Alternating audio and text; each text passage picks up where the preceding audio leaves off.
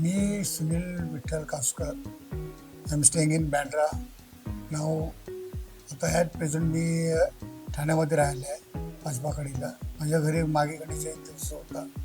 2 दिवसानंतर थोडंसं मला त्रास व्हायला लागला. मग माझे मित्र राजेंद्र थोरात, जे माझे बालपणीचे मित्र आहेत, त्यांनी डॉक्टर निखिल जाधव यांच्याशी संपर्क केला आणि त्यांच्याशी संपर्क करून ॲक्च्युली माझी परिस्थिती नव्हती तेवढी, पण त्यांना कन्सल्ट केलं की प्लीज तुम्ही माझे खास हे आहेत, तर तुम्ही त्यांच्याशी जरा कन्सल्ट करून घ्या. आणि मग मी इथे ॲडमिट झालो. इथे आल्यानंतर मग डायरेक्ट मला ICUमध्ये ॲडमिट केलं.